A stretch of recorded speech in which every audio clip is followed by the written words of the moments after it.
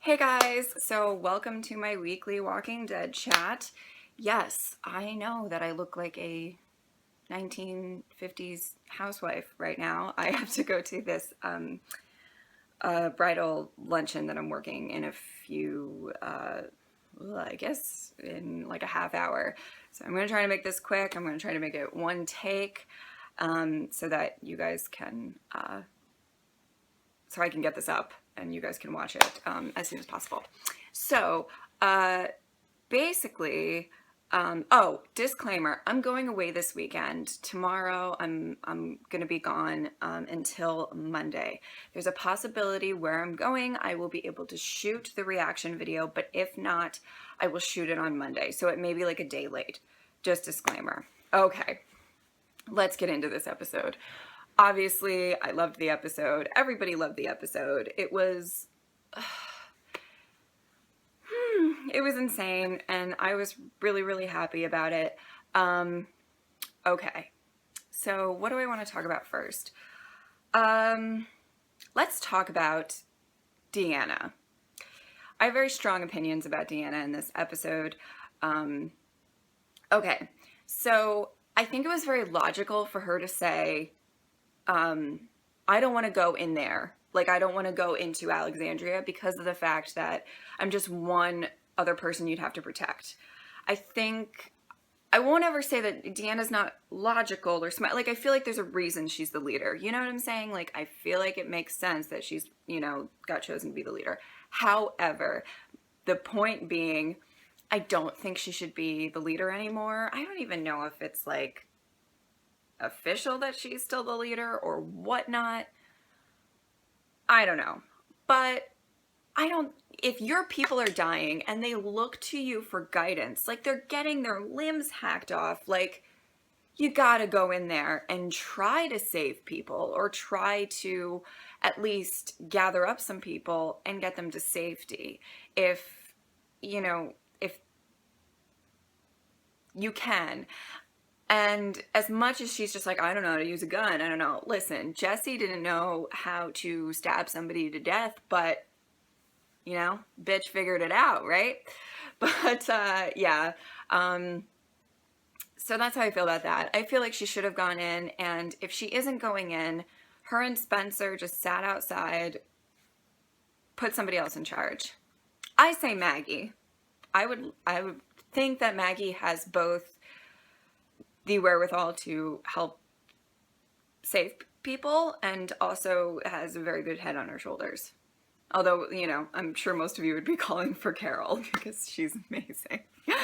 But I think Maggie's might be a good choice to maybe just step in for a little while, like until Rick and everybody gets back, to kind of just take control of things. I think that needs to happen.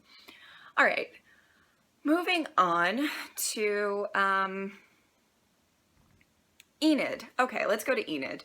I really liked her in this episode. More importantly, I really liked Carl in this episode, and I am not a big fan of Carl. I know a lot of people aren't.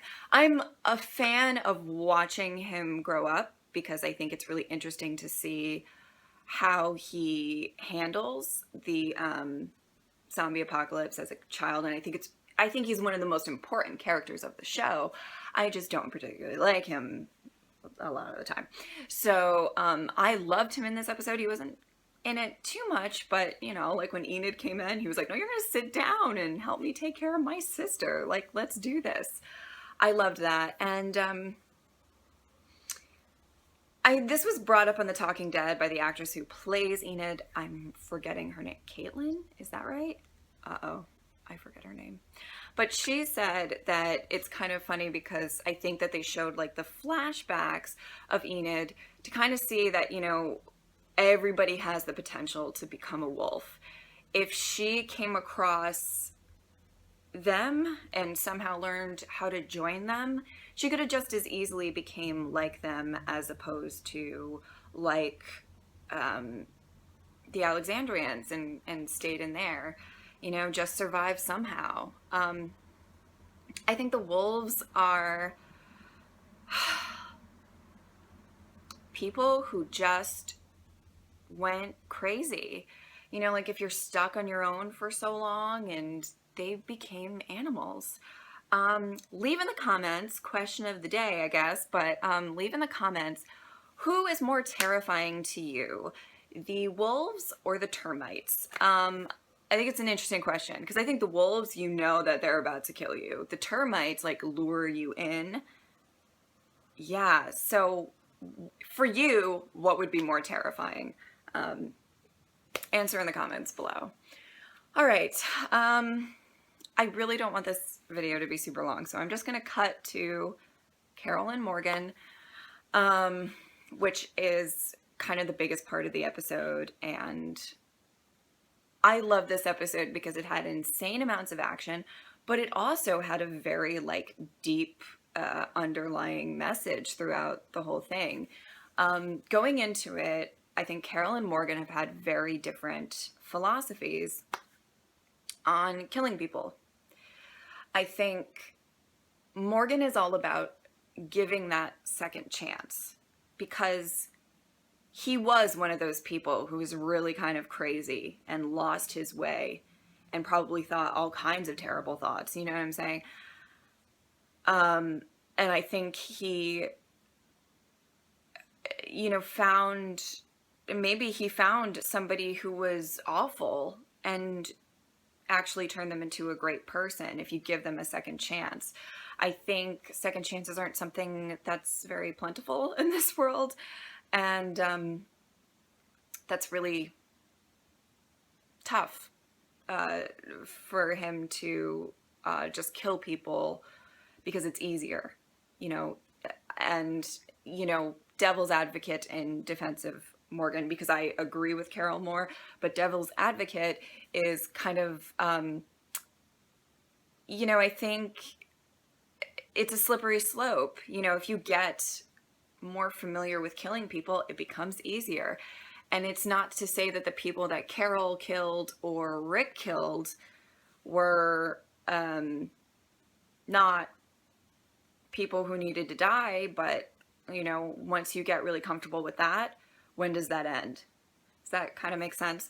So I kind of see where Morgan's coming from, but please, when people are coming in and macheting off people's limbs and things like that, like, no, Morgan, no, we're not giving them second chances. Like, he let some of those wolves go at the end.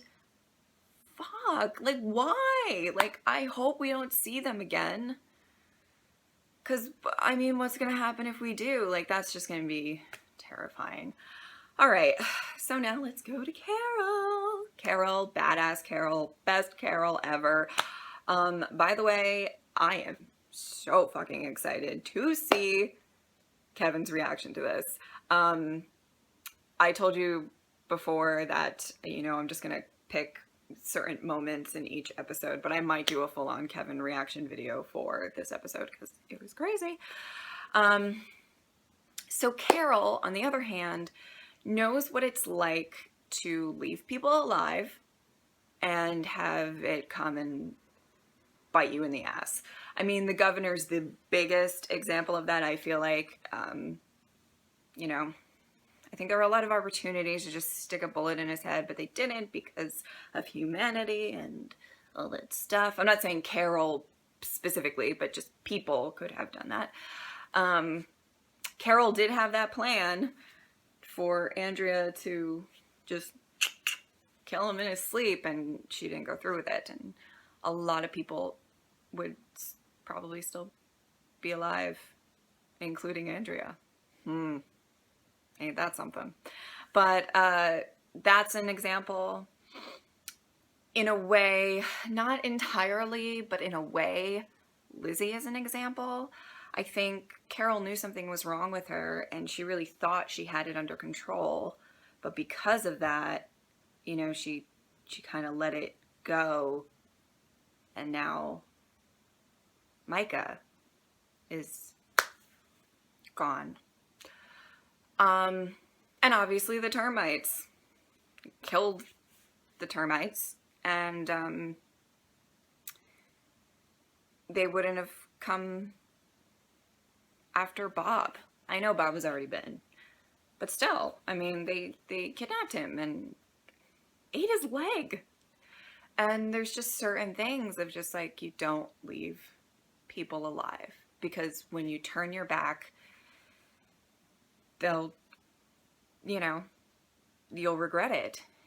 And I think she's had so many experiences like that. And I think, you know, as soon as people are coming in with all sorts of terrible, I mean, that scene was insane with just like, they're just like ripping limbs off and freaking chained people. And I was like mortified. It was terrifying. Carol needed to get to work. I think Carol proved herself to be like the biggest badass in the show. Not only did she save everybody at Terminus, but now she saved everybody in Alexandria. Not everybody. I mean, okay. Correction. She did not save everybody, because a lot of people died in that episode. But like, she saved the important people, right? So yeah. But I loved how throughout the episode, we got to see the different sides of Morgan and Carol. You know, Morgan finally, I'm assuming he killed that wolf. I know that they didn't show it, but I'm assuming that that was the point of that scene. Morgan finally killed. And finally, you know, was like, enough's enough. I already gave you a second chance. And Carol got really affected by all of the lives that she took that day. You know, I think it was a mixture of her crying because of the fact that they lost so many people, but I think it was also the fact that, like, it's taxing on a person. And I think people like Carol and Rick put a lot of weight on their shoulders because of the fact that they don't want other people to feel that burden. They've already kind of gone down the rabbit hole, and I can't think of a better metaphor for that, but just like, they really have. And it's kind of sad that they, you know, they have to keep protecting people, and, you know, it's got to take a toll on them eventually. So I loved it. I wish I could go into more detail, but I really have to go, and I have no time to do it this weekend. So I'm just trying to think if there's any other points that I wanted to make. Oh, I felt really bad for Aaron. That was in my reaction video, but I really felt bad for Aaron.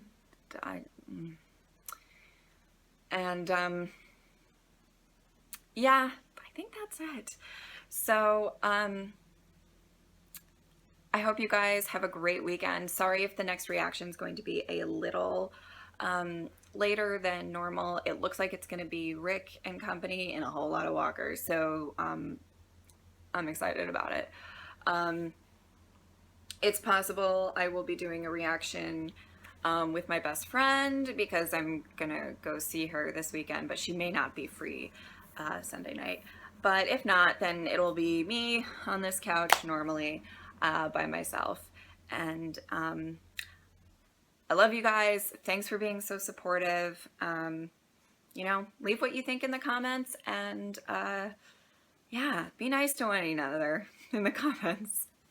Sometimes people can get a little mean, and that's not necessary.